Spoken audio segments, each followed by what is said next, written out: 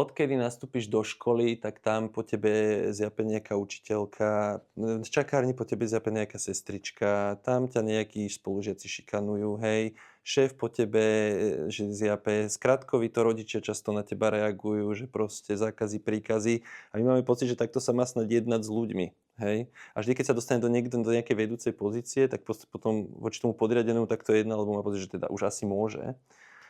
A samozrejme, že to je úplne mimo. Ja som aj tak rozmýšľal, aká je moja životná téma celkovo, čo ja celkovo tak celý život zatiaľ riešim, bolo vždycky sebavedomie, lebo som mal veľký problém so sebavedomím, keď som bol mladší.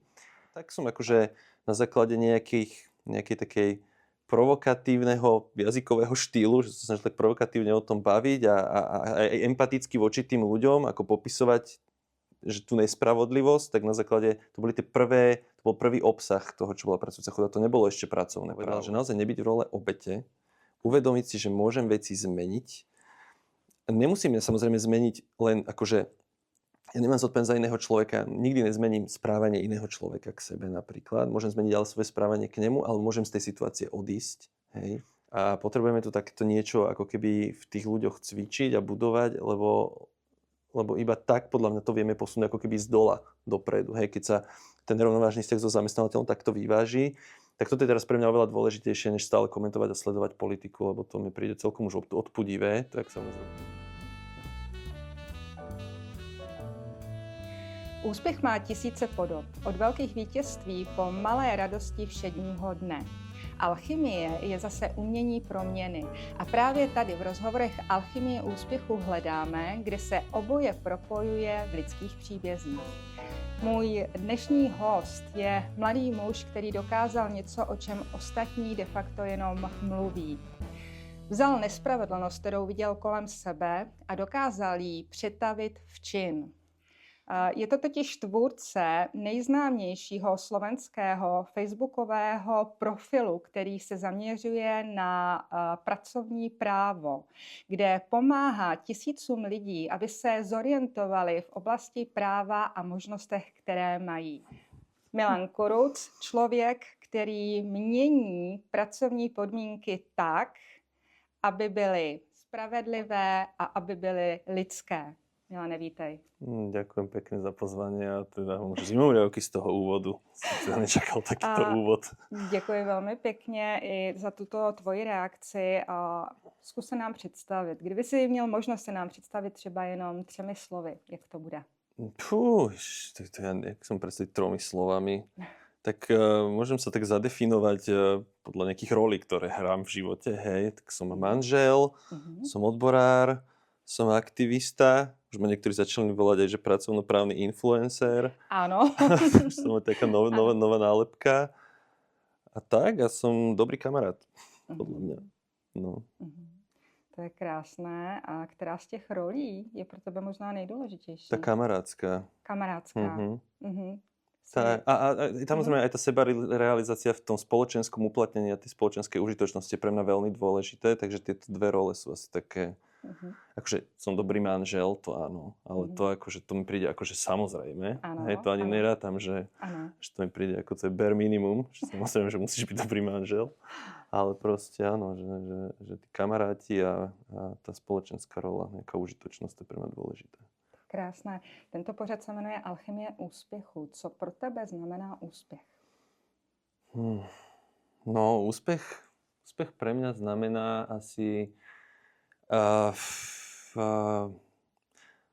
niečo zmeniť na niečo pozitívne. Proste to podľa mňa je úspech. Že proste keď niečo niekde nejak nefunguje a tebe sa to podarí zmeniť, tak to mi príde, že to človek taký pocit triumfu alebo víťazstva. Že to mi krásně nahráváš na smeč, protože bych se tě chtěla zeptat na to, ty si před chvilkou nazval, že někteří tě nazývají, že jsi pracovně právní influencer. Som to už počul posledných 2 týždňoch. Hej. Ano. A určitě je to název, který je ve své podstatě na místě, protože jestli se nemýlím, tak máš vlastně facebookový profil, který sleduje víc jak 140 000 lidí, což si myslím, že právě tady vlastně na Slovensku rozhodně není malý počet. A je to profil, který se jmenuje Pracující chudoba. A Milane, zkus k tomu trochu říct, Jak jsi se k tomu vlastně dostal? Kde byla ta inspirace? Co bylo takový ten hnací motor do něčeho takového se pustit? A před chvíli si řekl, že rád věci měníš a Áno. považuješ to vlastně za úspěch. Tak pojď nám trochu povyprávět právě o tom svém profilu. No to vzniklo tak, že ja som ešte od roku alebo takto. Vzniklo to v roku 2014 ten profil, ale vzniklo to teda tak, že ja som sa v tom období pohyboval aj medzi politikmi. Ja som aj bývalý člen politickej strany Sloboda a Solidarita. Z tej doby ešte z roku 2012-13 som tam bol členom. A ja som poznal mnohých politikov a mnohých ľudí z tejto oblasti. Ja som im často hovoril, že ľudia proste zarábajú málo, že nerieši sa táto vec, že rieši sa iba podnikateľské prostredie a také veci, ale nie to zamestnanecké a nie to, že ľudia chodia do tých veľkých plechových búd po diaľniciach, popri diaľniciach, čo sú, hej, tie nadnárodné firmy, že tam drú a ten plat im ledva vystačí. No a oni sa mi tak akože tak smiali, tí politici, že čo to tu riešim, že to je akože taká podradná téma ako keby. A ja som to riešil ináč vo svojom živote, že som mal tiež pocit, že som nedostatočne ocenený za svoju robotu. A zároveň mi tak napadlo, že ja si to fakt pamätám, som tento myšlienkový proces, že ja mám tento problém, ja si ho teda idem riešiť nejakou zmenou zamestnania, ale však keď si to ja vyrieším, to neznamená, že sa to aj pre iných vyriešilo, takto sa cítia aj iní ľudia na Slovensku, že bolo by treba o tom aspoň viac hovoriť, hej. A keďže tí politici boli voči tomu takí odmietaví, tak ja som povedal, tak si založím aspoň nejakú facebookovú stránku, kde budem sa ako keby pohoršovať nad tou situáciou. To bol tá prvotná emócia. A mal som najprv zo začiatku taký predtým rešpekt, že ale čo tam budem dávať, že však založiť stránku je jednoduché, ale ten obsah.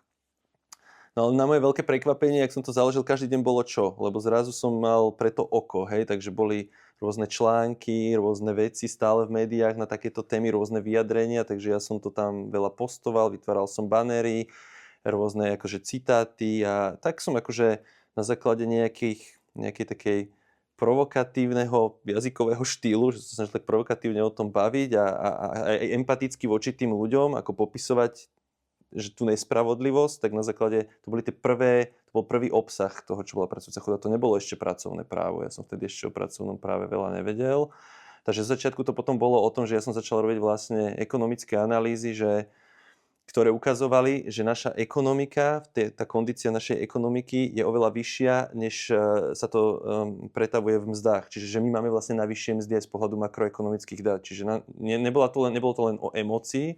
Ja som sa snažil na dátach ukázať v rámci toho mediálneho diskurzu, že my reálne máme najvyššie mzdy. Že to není len fňukanie zamestnancov, že dosť nezarábajú, ale že reálne ekonomické tvrdé dáta nám ukazujú, že na tie vyššie mzdy je, ale proste nejakého dôvodu sa to k tým ľuďom nedostáva. Takže o tom bol ich prvých asi 5 rokov pracujúcej chudoby na Facebooku. Jaký byl potom ten následující vývoj k tomu, kam se to dostalo dnes, kde sa na tebe lidi opravdu obrací? Hej, čiže toto urobilo to, že normálne to zmenilo trošku diskurs. Som to videl, že aj mnohí pravičiari si začali uvedomovať, že naozaj, že sme tu prišli s nejakými dátami relevantnými, že to už nie je len o nejakých pocitoch. A samozrejme, to malo svoj vývoj, že proste na mňa sa potom tak ako keby, na mňa sa napojili rôzni odborári, ľudia mi začali písať, začali sa mnou kontaktovať tí odborári, potom ľudia mi začali písať aj svoje pracovnoprávne problémy, ale ja som akože im vlastne nevedel poradiť. Čiže ja som bol taký, že zúfalý, že im vlastne neviem poradiť. Ja som ich poslal na inšpektorát práce, ale to není rada, choďte na inšpektorát. No a potom som mal takú kamarátku, ktorá robila v odboroch a povedala mi, že pozná veľmi dobrú pracovnoprávnu právničku, a že ona mi sprostredkuje doučovania k zákonníku práce. Normálne u nej v byte sme sa stretávali na 5 hodín, ona tam pripravila obed, tá právnička tam prezentácie mi tam robila v obývačke, teda doučovala zákonník práce. No a potom sa dostala aj k ďalším školeniam a som bol úplne uveličený z toho, že čo v tom zákonníku vlastne je a aké máme práva. Hej? Takže ty si vlastně na začátku provokace trošku vlastně na to upřímit pozornost, si se dostal k tomu, že si o tom chtěl vědět víc, aby si těm lidem opravdu mohl poradit. Jo? To tě přivedlo k tomu, že si se těm právům začal věnovat zatím jenom v podobě toho doučování, ale ono to mělo potom, že o další vývoj. Áno, presne tak, že to bola taká cesta, že kde to bolo aj také moje štúdium tej témy. Najprv také ekonomické, že ja som počúval veľa rôznych ekonomických podcastov alebo rôznych ekonomické texty som si čítal, lebo ja som aj študoval na ekonomickej univerzite ešte za mladá. Čiže akože to nebolo, že cudzie. Takže najprv som išiel týmto smerom, ale to stále prichádzali nové otázky, nové výzvy a tí ľudia to vlastne začali takto klásť. A to právo tá ekonomia to je také, tam máš milión prúdov a milión názorov. Ale to právo to je takto. Exaktně. Takto to je a inak to není. Hej, samozrejme môžeš mať rôzne výklady, právnici sa vedia preť o to, čo jak vyložiť, to je v poriadku, ale to už nejako je. Čiže tam bavila tá exaktnosť a zrazu, a hlavne tá praktickosť, že proste nie len povedať človeku, toto sa píše v zákonníku, ale jak to môžeš aj uplatniť, jak sa to dá pretaviť do praxe, hej.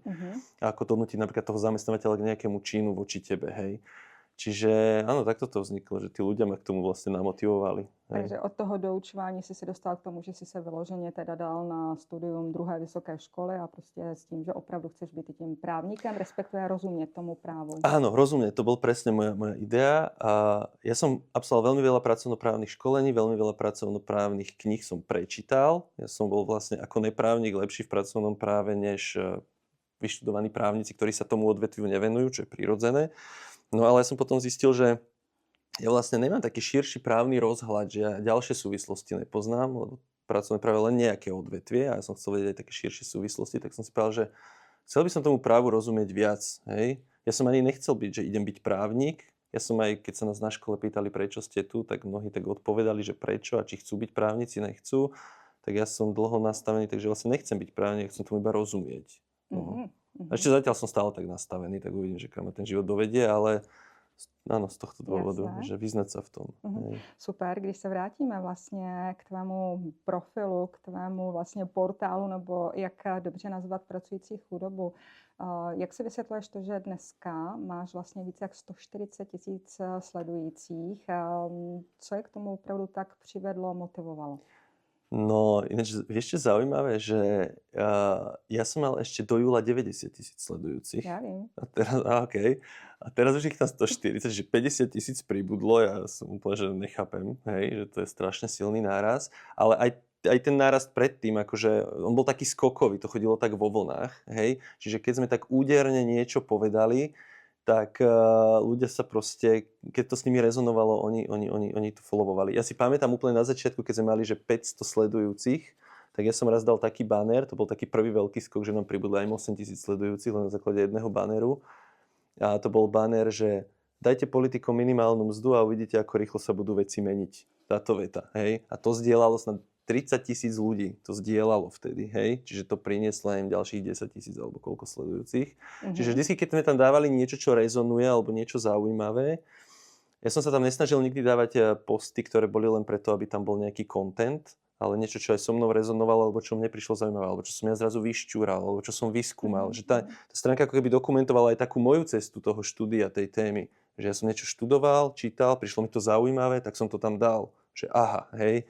A nejak som to možno aj niekedy emocionálne okomentoval. Ale väčšinou som sa snažil akože vyskladať tie fakty tak, aby to v tých ľuďoch tú emóciu vzbudilo. Nesnažil som tú emóciu tam písať, ale na základe faktov, aby tí ľudia tú emóciu získali sami. Hej? To bola taká moja taktika.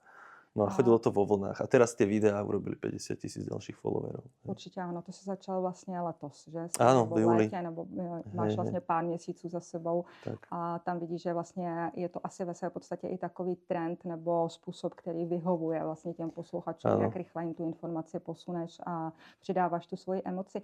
Mě tam ještě zaujalo, tak jak si to teď popisoval, to je asi přesně ono, co z celého toho tvého projektu sála. Ty to neděláš proto, jenom aby si to udělal nějak uměle, mělo by si to, ty si popsal svoji cestu i toho vývoje, že děláš něco, čemu naprosto věříš a to je z toho poznat. Jo, že je to ve své podstatě, si to tak mohu nazvat, doslova takové tvoje děťátko. A ono to spolu vlastně tak jakoby souvisí i s tím, jak jsem zmiňovala na začátku, že ty jsi vlastně i aktivní v odborech a ono to má k sobě vlastně blízko. Jak ty jsi se dostal k odborům? Bylo to ještě před pracující chudobou? Nie, práve že po. Ja som ani nevedel o odboroch nič, keď som zakladal pracujúcu chudobu.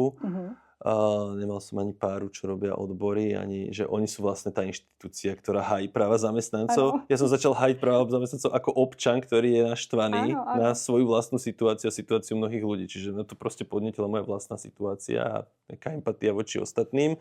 A potom tí odborári, ako keby keď sa na mňa nakontaktovali, lebo videli, že niečo také sa deje, tak a boli ochotní nejak spolupracovať, komunikovať, tak som vlastne pochopil, že tu sú odbory. A ja som robil v IT branži, ale mňa to moc nebavilo. Hej, mňa tá IT oblasť akože nejako extra nenaplňala. Ale bol to môj spôsob, ako mať nejaké peniaze aspoň.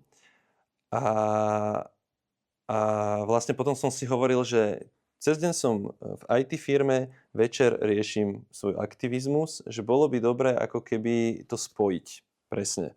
A vtedy som začal rozmýšľať, že by som aj zmenil pracovné miesto a táto kamarátka, čo mi vtedy sprostredkovala tie doučovania, ona robila v odborovom zväze, kde som teraz ja a hovorila, že sa tam otvára nejaká pozícia medzinárodného tajomníka alebo niečo pre nejaký projekt. Tak ma tam odporúčila, absolvoval som pár pohovorov a takto som sa dostal do odborov. No a bol som teda rád, že som konečne niekde, kde riešim tú istú tému, čo som riešil aktivisticky cez občianske združenie. A daří se ti to právě propojovat, že tu zkušenost máš, tak jak jsi říkal, já jsem s tím začal ještě předtím, než jsem vůbec tušil, že něco takového je, kde to můžu propojit. Daří se ti ta zkušenost přetavovat právě do odborů, tak aby si s tím možná dosáhl určitých změn? Tím, že seš rád strůjcem změn? No, tam je to ťažšie. Tak? Akože keď chceš meniť, akože, lebo to je odbor, takto, pracujúca chudoba, to je nás pár ľudí, ale de facto väčšina tých členov sú pasívni a ťahám to ja, alebo Jan Košč, alebo proste akože nejaký 2-3 sme, hej. A to je oveľa ľahšie sa rozhodovať, keď si sama, hej, a nikto ti do toho nekafre, tak si povieš, dobre, dneska ideme toto komunikovať, alebo ideme toto robiť, alebo túto tému tlačiť. Lenže v odboroch to je ako keby, tu máš demokratickú inštitúciu, kde máš kolektívne orgány, kde každý má do toho čo povedať, každý má na to názor, každý má nejaký pohľad, hej, a je to skostnatelejšie, by som povedal. Nie je to také dynamické a nie je to také flexibilné. Čiže tam, keď chceš hocičo presadiť, tak narážaš na mnohých ľudí, ktorí to vidia inak napríklad. Takže toto je akože problém. Hej? Takže tam je to ťažšie. No ale napríklad ja tým, že ja som není v podniku, ja som na úrovni zväzu, tak mne zase tá pracujúca chudoba pomáha v tom, že ja teda som každý deň v kontakte s ľuďmi, ktorí mi popisujú ich problémy z pracoviska. Takže kým tí odborári z terénu sú teda v kontakte s ľuďmi v tom teréne a častokrát odborári na úrovni zväzu alebo konfederácie trošku strácajú kontakt s tými bežnými ľuďmi, tak mne sa páči, že ja s nimi nestrácam ten kontakt vďaka tomu, že som s nimi takto v kontakte aspoň. Takže stále vnímam, aké majú problémy a ma to aj inšpiruje k rôznym ako keby napríklad legislatívnym nápadom alebo tak. Čiže mne sa páči, že som aspoň takto v kontakte s nimi a komunikujem s nimi.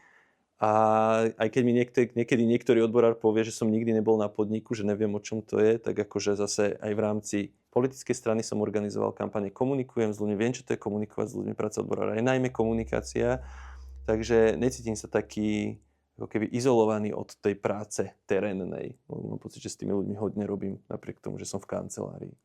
Ano, a ty si krásně zmiňoval, že s nima hodně komunikuješ, hodně s nima mluvíš.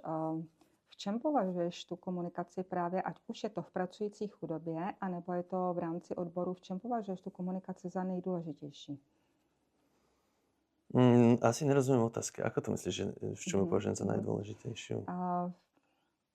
V čem možná máš pocit, že právě pro ty lidi, se kterými ty komunikuješ, nebo jaký způsob komunikace je pro ně z tvé strany jakoby nejdůležitější, aby byli schopni prostě přijmout možná nějakou myšlenku? Aha, jasné. Aha, rozumiem. Skúsim to cez tú pracujúcu chudobu uchopiť najprv. Ja mám strašne rád, keď mi napíše nejaký problém, tak mi naozaj popíše celý kontext, v akom sa nachádza. Že niekedy mi ľudia napíšu otázku, že môže mi zamestnávateľ nariadiť dovolenku, ja neviem, na budúci víkend? A ja teraz akože o tom nič neviem. Kde robíš, čo robíš, aký máš vzťah so šefom, o čo ide, kam potrebuješ ísť, jak sa to dá. Lebo veľa tých rád není ani, že ako to právne vyriešiť, ale veľa rád je u mňa aj ako to komunikačne vyriešiť. Že dohodni si s ním stretnutie, buď slušný, trvaj na tomto, hovor mu tieto argumenty, on ti povie toto, ty mu na to povedz toto, že ja keď mu mám dať dobrú radu, ja potrebujem celý ten kontext a nie len, že nejakú stručnú otázku, hej?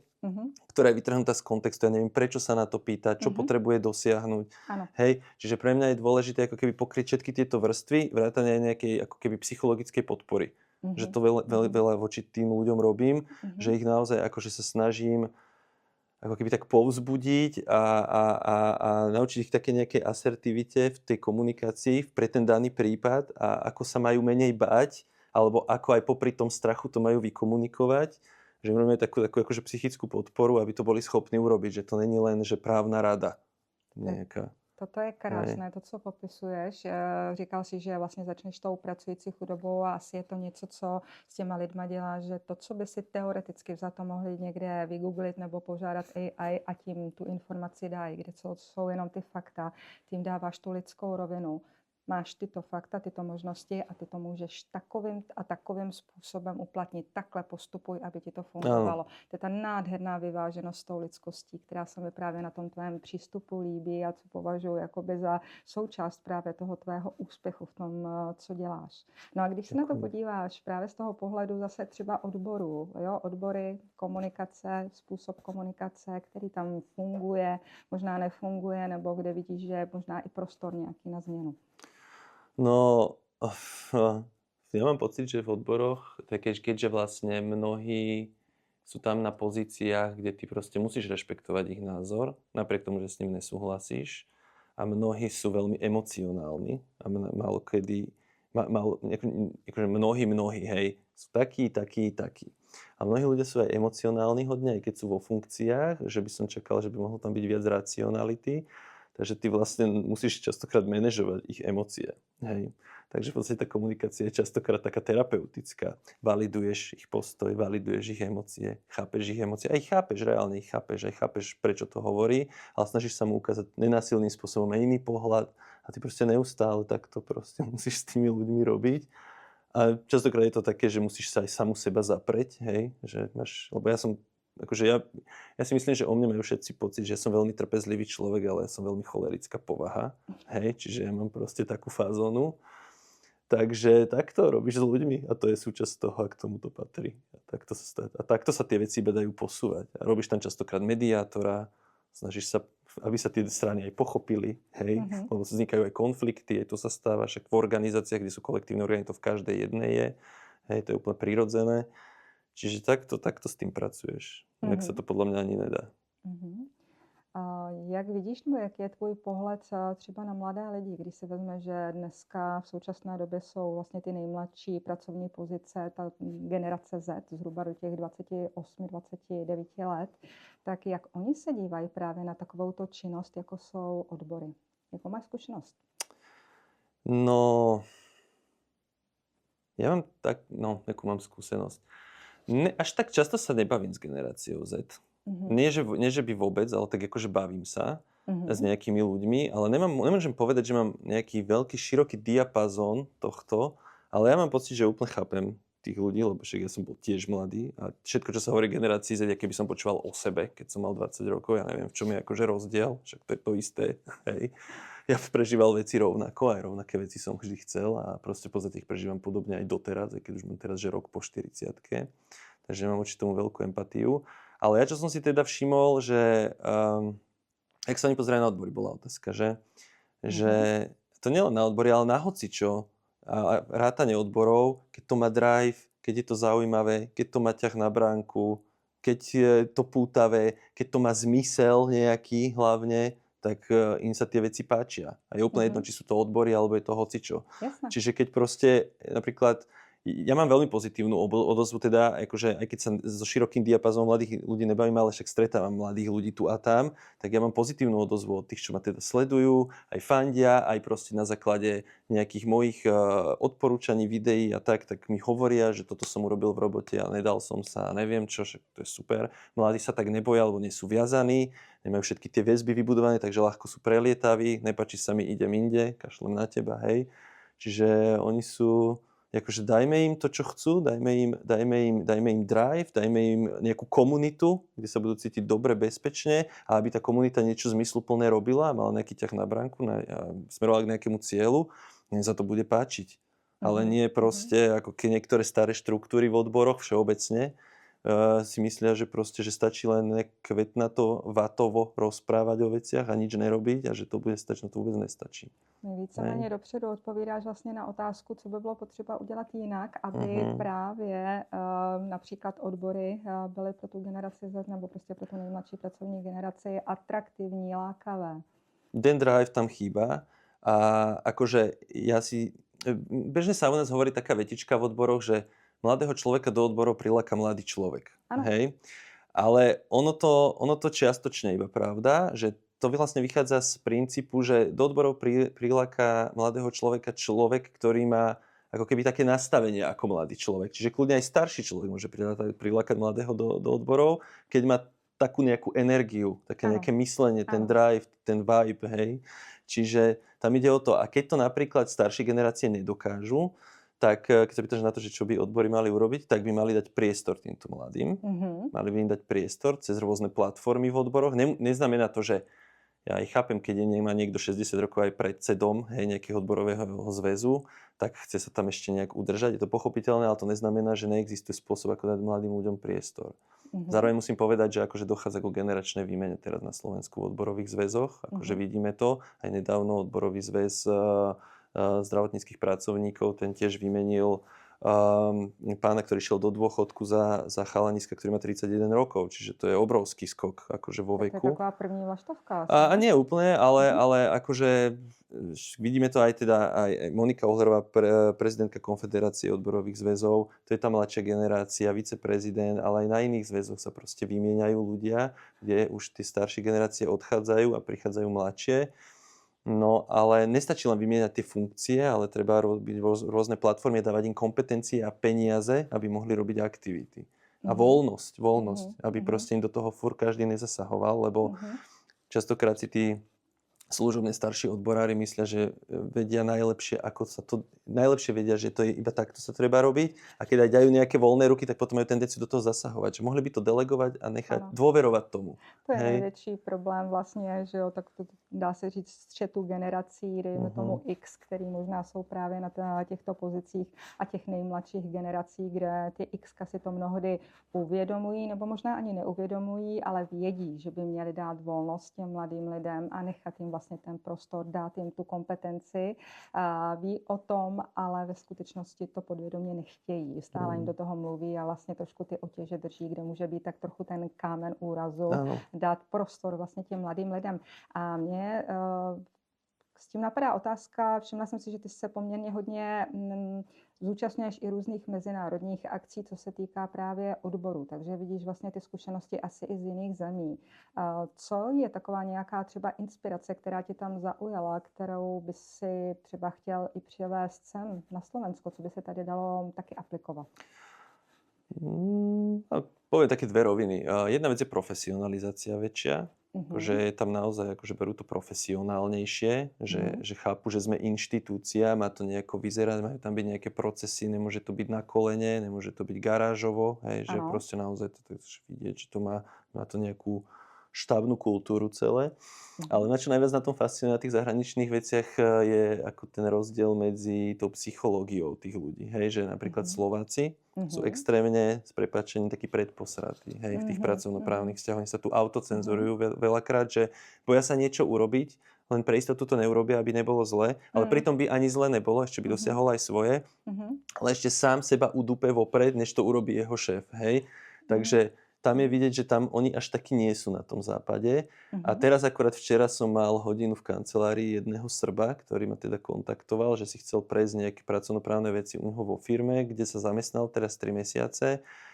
A on hovoril, že on je tu teda pár rokov na Slovensku, že on je extrémne sklamaný z tých Slovákov, že proste takto mi to hovoril, ho citujem, že tu má každý veľa rečí na cigarete za chrbtom, ale keď príde na lámanie chleba, keď ja sa za to postavím, keď ma majú podporiť, tak všetci sklapnú, hlavy dole a nikto nič. A že proste, že toto je jedna z vecí, ktorá jeho veľmi sklamala na Slovensku, ako aj na krajine Európskej únie. A že on hovorí, ja som Srb, ja som Balkánec, my keď sa nám niečo nepáči a keď nám zasahujú do našich práv, my ceríme zuby.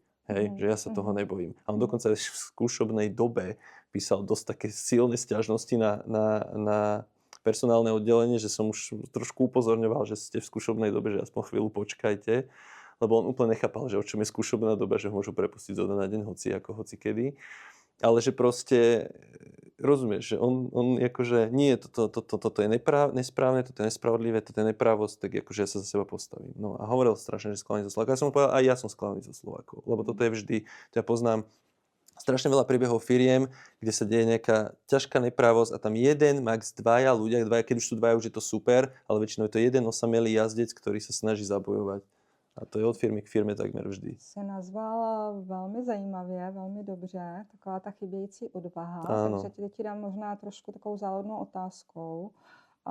Čím si myslíš, že je to způsobené, ale důležitější je otázka, co by mohlo pomoci tomu, aby lidi tu odvahu opravdu nabrali a dokázali se za sebe ozvat, postavit se za sebe a opravdu tu odvahu ze sebe vypustit takto ven. Neviem, čím to je. My sme takí, skúsim tak voľne nad tým pouvažovať teraz, je to my sme taký ušikanovaný národ, vieš, že my proste, odkedy nastúpiš do školy, tak tam po tebe zjape nejaká učiteľka, z čakárni po tebe zjape nejaká sestrička, tam ťa nejakí spolužiaci šikanujú, hej, šéf po tebe, že zjape, skratkovito rodičia často na teba reagujú, že proste zákazy, príkazy a my máme pocit, že takto sa má snad jednať s ľuďmi. Hej. A vždy, keď sa dostane do nejakej vedúcej pozície, tak potom voči tomu podriadenému takto jedná, lebo má pocit, že teda už asi môže. A samozrejme, že to je úplne mimo. A teraz akože riešením na takéto situácie je, že vedieť sa za seba asertívne postaviť. A ja chápem, že tí ľudia majú tento strach, lebo sú na to není zvyknutí. Ale všimol som si, že keď sa ti to podarí raz alebo dvakrát, že stačí, že sa to podarí raz, tak potom, lebo vtedy je najväčší strach prekonať tú bariéru. Napríklad, že pomáha ti poznať svoje právo, mať nejakého spojenca možno aj k tomu, ktorý ťa v tom podporí, hej, teraz už aj odbory, alebo aj nejakú inštitúciu, alebo aj nejakého kolegu, alebo aj nejakého kamaráta, ktorý ťa morálne podporí. Ty sa za seba postavíš, ty zistíš, že sa to podarilo. Na budúce sa zase bojíš, ale už menej, a keď to sa ti podarí dvakrát, tak sa môžeš naučiť proste tomu, že vlastne dá sa to, hej. A veľmi pomáha, ja teda som veľký fanúšik terapie, lebo tam sa ľudia vedia naučiť asertívne komunikovať o svojich potrebách a pocitoch a o tom, ako ich aj teda na nich trvať. Hej? Čiže to akože, my teraz je taký veľký trend na Slovensku, to vidím aj v tej influencerskej scéne, že sa veľmi propagujú terapie, je to veľmi dobrá vec, ja si myslím, že to dobre, že sa to robí. A že to tiež môže tým ľuďom pomôcť, lebo my nemôžeme proste žiť v nejakom ušikanovanom, zakomplexovanom stave trvalo, hej, že to nikam nevedie. Takže pomáha naučiť sa nejakej asertivite, hej, nejakému komunikovaniu svojich potrieb, postojov a poznaniu svojich práv, aby sa vedela o čo oprieť. Aby to nebolo len, že ja chcem, ale ja mám aj právo. A za mnou stojí celá mašinéria štátu, aby toto právo, ako som si ja mohol uplatniť. Hej. To je úplně krásné takové poselství vlastně lidem, jak se za sebe postavit. Konec konců myslím si, že si toho úplně žádným příkladem, tak jak dokážeš. Začal si vlastně tím, že si chtěl do toho trošku všít a byla to možná trochu rebelie a vlastně ve skutečnosti dneska rebelie. Doslova přesně v tom věku, kdy člověk rebelovat chce, ale právě z té rebelie se zrodilo něco, co dneska pomáhá hodně lidem a troufnu si říct, že právě jim posilovat to sebevědomí, se sami za sebe postavit. Najít si určitý zákon je jedna věc, ale mít vedle sebe parťáka, který dokáže se za vás postavit a víte, že na to nejste sami. To je možná z mého pohledu jedna z nejcennějších věcí vlastně, které děláš. Ale pekne si to povedala, lebo akože ja som aj tak rozmýšľal, aká je moja životná téma celkovo, čo ja celkovo tak celý život zatiaľ riešim, bolo vždycky sebavedomie, lebo som mal veľký problém so sebavedomím, keď som bol mladší. A proste tiež som si prešiel nejakým prerodom, ja som bol aj šikanovaný, keď som bol na strednej, čiže proste akože nebolo to sranda. A akože, keď to pozrieme, moji stredoškolskí spolužiaci nie s stredoškolskými spolužiakmi, hej, proste to boli iní ľudia mimo našej triedy. Čiže akože tiež som si prešiel kadečím, čo sa týka môjho sebavedomia a proste teraz, keď to vidím, že keď sa v tom niekto tak akože, keď je tak niekto akože dole s tým sebavedomím, tak mám pocit, že ho trošku viem potiahnuť, ne každého, každý je samozrejme na tom inak, ale že mám voči tomu takú silnú empatiu. Čiže pre mňa aj toto je taký prostriedok, aj cez to pracovné právo a cez tie pracovnoprávne vzťahy, kde je ten nevyvážený vzťah medzi tým šéfom a tým človekom, ktorý je v podriadenom postavení, že tiež tá téma toho sebavedomia a schopnosti za seba postaviť. Že ja to tam akože vidíme veľmi silno a tak cez to si tú tému tiež takto riešim, že To je vlastně celý ten tvůj projekt, to je taková tvoje terapie, se kterou vlastně rosteš a pomáháš ostatním dál. Môže byť ináč, áno, lebo mne to je veľa dalo aj osobnostne. Ano, určitě, když tady dneska sedíš a vyprávíš o tom, jak jsi měl problém se sebevědomím a dneska tady sedí sebevědomý mladý úspěšný muž, tak je asi úplně krásným příkladem pro ostatní, že s tím opravdu jde něco udělat. A je zajímavé, že i v jiných rozhovorech jsem se setkala s tím, že vyloženě je to doporučené jako opravdu terapii, nebát se poradit se s psychologem a prostě nechat si v tomto směru třeba poradit a posunout se dál. Jo, že je to něco, co se taky sundává, taková jakoby třeba nálepka, že je to něco špatného Jasné, a jasné. toto je velmi Jasné. zajímavé. Mhm. Mhm. Pojďme ještě k tvé vlastně osobě člověka, který toto všechno vlastně ve své podstatě založil a vede. Tak co děláš ty třeba ve chvíli, kdy se nevěnuješ vyloženě právu, radám a podpoře Aha. lidí? Co je tvůj nějaký koníček, relax? No ináč akože, no koníček ako špecificky asi nemám teraz koníček, lebo to fakt sa točí okolo toho práva a okolo tých videí. Ináč tie videá sú v podstate môj koníček, musím povedať, že to ma fakt začalo veľmi baviť. Mhm. Chvíľu to bolo zo začiatku také, že no, musím dať video a musím to zase nejako skoncipovať, naštudovať, ale v nejakom bode sa to tak zlomilo, kde sa mi to stalo takou druhou prirodzenosťou a že už mám takú chuť. Ano. Hej, že predtým som to tak tlačil. Ale proste ja mám teraz, mne sa to zmenil život za posledný pol rok aj v tom, že ja som sa, akože z takého osamelého štúdia práva, mne sa strašne rozrastla skupina kamarátov. Ja mám teraz veľmi širokú skupinu kamarátov, aj nových kamošov a veľmi dobrých. Mhm. Takže to oni sú pre mňa veľký relax, takže tam úplne vypínam. Ano. Keďže oni majú aj rôzne záujmy a koničky, tak ma ťahajú na barziaké veci, ktoré by som predtým neskúšal, takže napríklad jeden z nich ma začal ťahať na breakdance. Takže, Ano, je to tvoje tancování. takže to je také niečo úplne mimo mňa, hej, doteraz. Čiže normálne chodím ako keby, nie úplne pravidelne, ale snažím sa vždy, keď sa dá. Myslím, že dneska budem mať akurát hodinu, takže chodíme breakovať, hej. Tak tam skúšam nejaké kroky a nejaké proste srandičky. Tam úplne vypínam, lebo to je tak niečo mimo mojej bubliny, že to je super. Čiže ja teda mám kamošov, čo je super. Samozrejme mám manželku, ktorá je super. A ja ináč, akože pre mňa je veľmi dôležité, aby ja som sa cítil vyrovnane a dobre od rána do večera, je, že ja musím meditovať. Takže ja normálne, že meditujem roky, hej. Ja mám ADHD a mne to veľmi ukludňuje myseľ, mám veľmi roztrieštenú hlavu.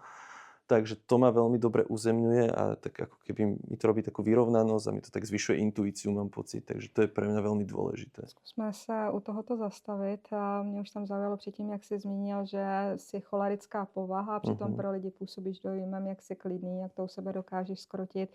Říkáš o sobě, že víš, že máš ADHD a právě třeba pomáhá ti mimo jiné to meditování. Našel bys ještě nějaké třeba další tipy, které by si třeba i poradil ostatním lidem, co možná zažívají něco podobného, protože ty na tobě vidět, že opravdu hodně pracuješ tou svojí osobností a tak, aby si se posouval dopředu. Co dalšího bys ještě třeba poradil? Fíha, to si ma zaskočil, čo som poradil. A to záleží asi od kontextu. Určitě. Že kto čo s Co čím funguje zápasí. tobě? Co funguje tobě? Mne jo? funguje Ty- veľmi tá meditácia, to mi funguje extrémne. To mám pocit, že to je asi najväčší poklad, čo som ja objavil v živote. To mám pocit, že akože som veľmi rád, že som to objavil a že to ešte keď som mal 20. Mhm. Ma to niekto učil a to mám pocit, že to je asi najviac, čo mne robí fakt dobre. Mhm. A dosť pomáha akože meditácia v kombinácii s pohybom. Takže napríklad, že keď si človek ako pustí aj len tak sám pre seba nejakú hudbu, na ktorú si tancuje tak, že vôbec nerozmýšľa, ako tancuje. Proste nech sa ten tanec deje cez neho a potom keď sa trochu unaví, tak potom nech si sadne do kľudu a potom nech ide meditovať. To ako keby zvyšuje ten efekt meditačný. To je podľa mňa veľmi silná technika.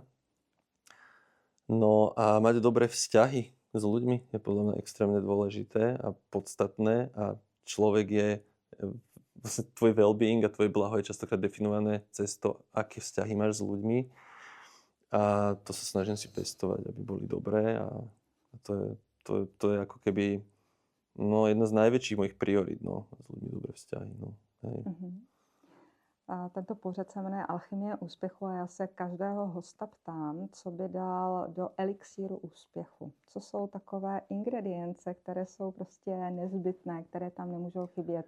Každý má samozřejmě jiné. No ja poviem pre mňa úplne najnevyhnutnejšia intuícia. Intuice. Pre mňa úplne najnevyhnutnejšia intuícia, ale ako naozaj treba vedieť rozlišiť, že čo sú len také moje pochody v hlave a čo je taký nejaká inšpirácia, ako keby niečoho, čo ma presahuje, neviem. Jak to rozlišuješ? To ja už tak mám navnímané.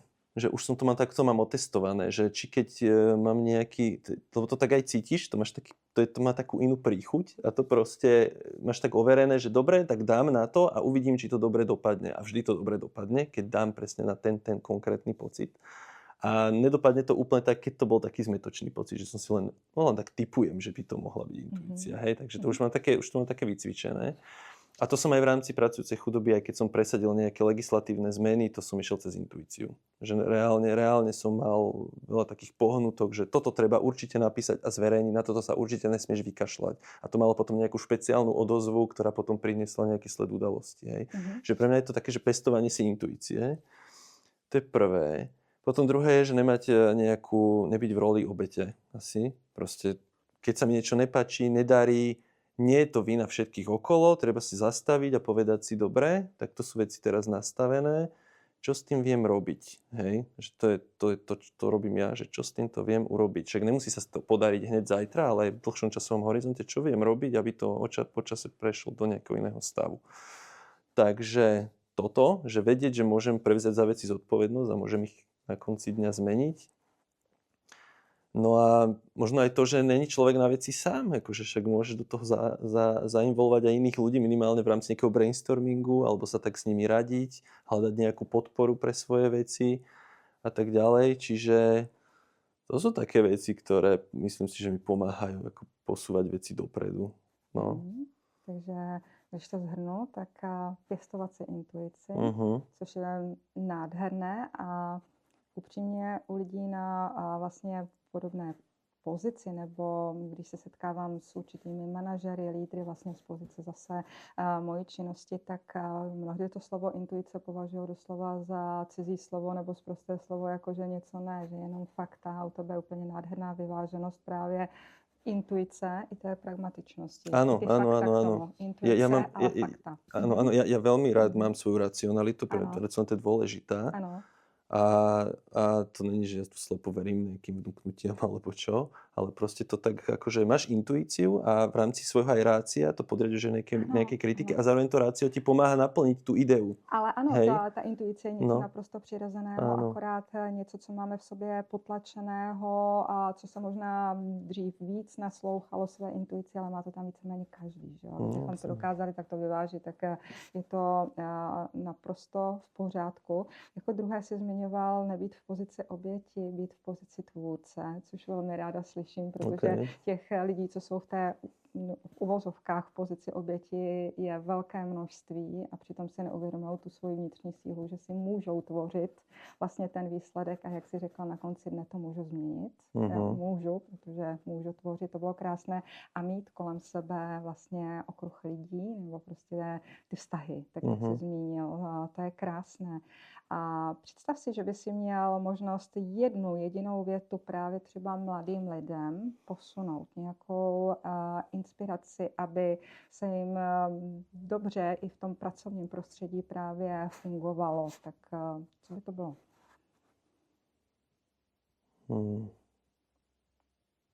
Aby sa im dobre fungovalo v pracovnom prostredí. No, na mladých ľuďoch je fakt dobré, že oni fakt sa neboja zmeniť aj tú prácu, keď je zle. Hej. No, ja celkovo akože či mladým aj starším, ale proste aj mladým, že to, čo aj zopakujem, čo som povedal, že naozaj nebyť v role obete, uvedomiť si, že môžem veci zmeniť. Nemusím ja samozrejme zmeniť len akože ja nemám zodpovednosť za iného človeka, nikdy nezmením správanie iného človeka k sebe napríklad. Môžem zmeniť ale svoje správanie k nemu, ale môžem z tej situácie odísť, hej. A ako zbytočne netrpieť niekde. Akože zbytočne niekde netrpieť. Akože svet je otvorený, hej, možnosti sú otvorené. Niekedy sa nedajú veci meniť zo dňa na deň, niekedy treba nejakú dobu možno aj niečo pretrpieť, hej. Nehovorím, že treba hneď búchať dverami, ale že treba si uvedomiť, že veci sa dajú meniť, máme ich v rukách a že treba hľadať aj spojencov na tie svoje myšlienky a že nebať sa zmeniť to, alebo pokúsiť aj zmeniť to, že čo nám treba nevyhovuje, alebo čo si myslíme, že by malo byť inak. Akože má byť akčný, aktívny. To si myslím, že je dôležité. Akční, aktivní, nebát se změny. Akcie schopný, presne. Akcie schopný, to si krásně nazval.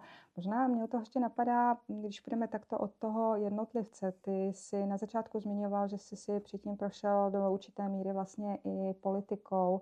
A jak dneska vlastně reagují vlastně ve své podstatě možná politici na to, nebo politické strany na to, co ty děláš? Protože já si myslím, že tady v rámci vlastně Slovenska trošku mutíš tu vodu, nebo jak se to slovensky řekne, ano. zamícháš trošku ty karty právě možná tou svojí odvahou a tím, co pro lidi opravdu vědomě děláš. Áno, akože sú politici ochotnejší trebárs počúvať, lebo už máš nejakú váhu v tejto branži alebo v tejto téme, takže sú ochotnejší počúvať, minister práce je ochotnejší potom počúvať viac tvoje nápady alebo jeho poradca a podobne. Čiže to je fajn. Ja som teraz trošku opustil od toho, čo sme robili kedysi, že sme sa hodne vyjadrovali k politike, aj k politickým návrhom a tak, to už tak okrajovo, lebo mi príde prínosnejšie vybudovať alebo snažiť sa vybudovať ako keby tu nejaké jadro sebavedomých zamestnancov na tom Slovensku, ktorí budú ochotní a schopní robiť protiváhu zamestnávateľovi tými svojimi postojmi. Že normálne to vidím na tých zamestnancoch, že mnohí sú takí ako keby povzbudení našou osvetou a sú schopní si hocičo vybojovať, čo predtým schopní neboli. A potrebujeme tu takéto niečo ako keby v tých ľuďoch cvičiť a budovať, lebo iba tak podľa mňa to vieme posunúť ako keby z dola dopredu. Hej, keď sa ten rovnovážny vzťah so zamestnávateľom takto vyváži, tak toto je teraz pre mňa oveľa dôležitejšie, než stále komentovať a sledovať politiku, lebo to mi príde celkom už odpudivé, to, jak sa u nás robí politika, a nepríde mi to ani efektívne, ani prínosné sa tomu venovať. Takže idem na to cez toto. Hej, toto je... To je nádherné. Ty ma tak chváliš. No, protože to tam vnímám, to jak jsi popisoval, že chceš vlastně jakoby vybudovat, teď vypadlo mi ten také výraz, sebavedomé jadro zamestnancov. Ano, to by som chcel. Jádro sebevědomých zaměstnanců. Ano. A to je ono. Jo, když to sebevědomí vlastně v těch zaměstnancích stoupne, tak se to samozřejmě potom projeví. Takže od toho, co jsi komentoval předtím, tak teď vlastně posiluješ tu sílu v těch lidech. Ano, to, aby byli jistější, sebevědomější a aby na to nebyli sami. Tak. Proto mimo jiné je tvůj vlastně facebookový profil, jak to bylo nazvané? Já vím, že je to pracující chudoba, ale krásně, že ti nazvali, že jsi pracovně právní influencer a abych k tomu dodala čárka i psychoterapeut. Ty jsi pro ty lidi opravdu taková kombinace úplně nádherná. Takže Milane, děkuji ti velmi pěkně za tvůj čas, za to, co jsi teď tady vlastně sdílel s námi, s posluchači, protože je to úplně nádherné a je vidět, že i jeden člověk může udělat velkou změnu pro velké množství vlastně lidí a že si vlastně tím vzorem, že ta změna jde udělat a že se toho nemusí bát, že tady mají mimo jiné podporu u tebe a v tvém vlastně profilu pracující chudoba. Ďakujem pekne. Děkuji ti a vám posluchačům doporučuji, abyste si dali odběr, protože takovéto krásné inspirace můžete získat i od dalších hostů. Děkuji pekne. Ešte raz ďakujem.